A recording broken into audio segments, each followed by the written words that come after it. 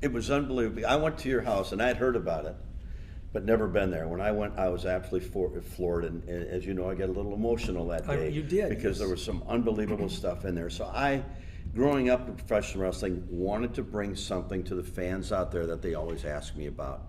So I got together some really great people, helped me with the internet. Linda Chickanowski, a group American business that came in with merchandising for us and also helping us with the internet.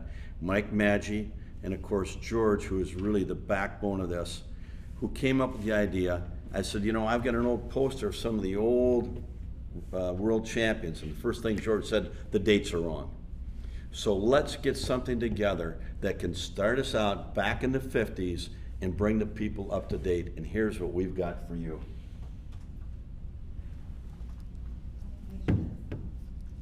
The first 1950s posters, and the man who started it all on TV on the DuPont Network, Verne Gagne, and this particular one is signed, and his 12 top opponents in the early 50s. And the story was written by George, and it brings you up to date how everything really got going. One of the things that we wanted to capture with this first print, obviously Verne in the 50s, and the story of Verne Gagne is so unique because here was a man who represented the United States in the '48 Olympics, brought an amateur background, as we said earlier, into pro wrestling. And he was the first serious wrestler. I mean, fans, when they saw Verne, they knew that they were going to see what in those days they termed a scientific match. Well, I don't mean to interrupt you here, but 1950 Chicago, his first match there, the promoter, Fred Kohler. They wanted him to be a Martian coming out of the ceiling from ropes. And Verne turned to Fred and he said, Fred, I was a Big Ten champion 4 times, NCAA champion twice, wrestled on the Olympic team. If I can't put my boots and trunks on and beat anybody you got in the locker room here, I will quit right now. Well, he's got the tights and boots on, and there wasn't anybody that could beat him.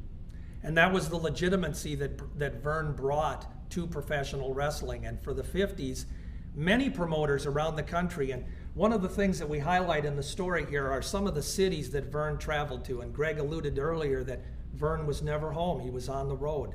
Well, that was part of the plan in those days. Verne wanted to prove that he was the best, that he was the champion. In those days, politics in wrestling goes way back. We could touch on that forever. But politics was that Verne Gagne, and this was a story that came out of Oklahoma, Leroy McGurk and the NWA group, they didn't think Verne was big enough to be a heavyweight champion. So he first became the junior heavyweight champion. Well, Verne held that title for about a year, defended it around the country to basically, in that day, a who's who of junior heavyweights.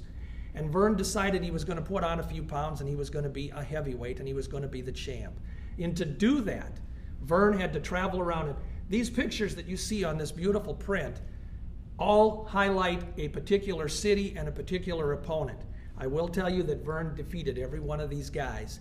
Maybe not once, maybe not twice, maybe several times on his road to the title. Now these prints are available right now online, and you can go on and buy one. Now we do have 5 of the prints have already been sold. They are numbered. This particular one was number 4, but this one has already been taken. But we also have, for the general public, we do have other prints available. They just will not be the limited edition. They will not be signed by Verne.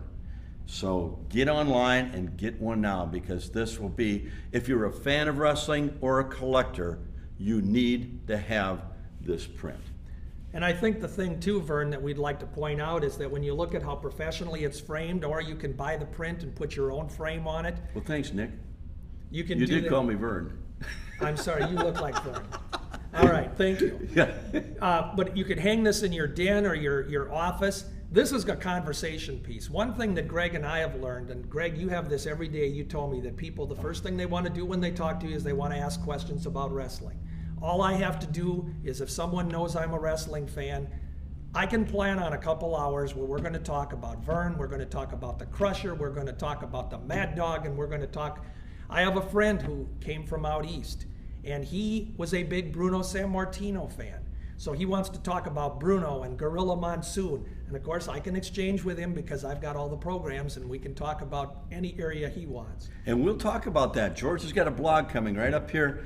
You can go there, and we've got trivia questions you can ask George. And believe me, Nobody's better than this guy.